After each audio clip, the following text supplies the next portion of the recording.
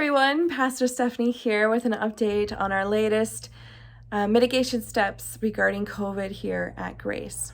As you may know, our When and How team meets every month and they review the latest guidelines as well as the status of our county here regarding COVID. And they made a recommendation to our council, and our council has approved the following changes. Given the increase of vaccinations within our county and the wonderfully, spectacularly low COVID cases in our county, we are moving forward with making masks optional at two different services. So at the Saturday 5:30 service and at the Sunday 8:30 service, masks will be optional for those who are vaccinated. Now that does mean that one service, at the 10:30 service, we will still ask and require masks to be worn. And here's the reason why.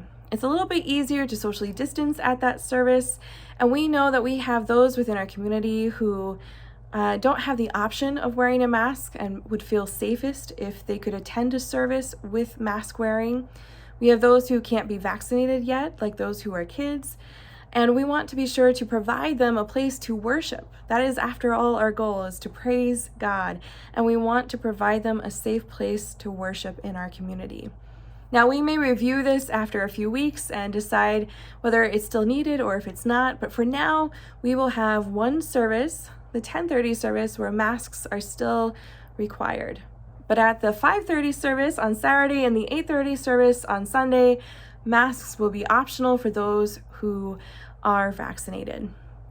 Now, you may notice that I will probably still wear a mask most of the time, and that is because I want to live in solidarity with those who are our youngest among us, those who aren't able to receive a vaccine. And so I will still be wearing my mask. But there's also some other exciting news. As somebody once told me, it won't feel like church until we can have coffee hour. Well, guess what? Coffee hour is returning.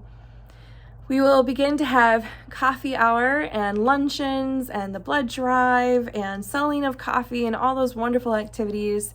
And those will begin to happen as we kind of get ourselves sorted and organized towards the end of July. And they can take place in Pat Bell Hall or in the fellowship hall down in the basement. So you will notice that coffee hour will be back, but it will be in a different location so that we can respect those who might want to opt out and provide it for those who want to opt in. We are a community with a diverse background of what our comfort levels are, from those who are very comfortable with COVID and going out and about, and those who are still very cautious. And we want to provide a place where we can gather at those different levels of comfort and praise God and enjoy our fellowship and enjoy in sharing in God's glory together. So these are the changes that we have made. The changes as far as worship will begin and go into effect on July 10th and 11th, where masks will be optional at the 5:30 service on Saturday and the 8:30 Sunday service. And we'll still continue to ask that folks wear masks at the 10:30 service. As always, we'll be sure to review these changes and make adjustments as needed as we move forward. We thank God for the progress made in our community and the ability that we have to make these changes going forward. Take care, everyone.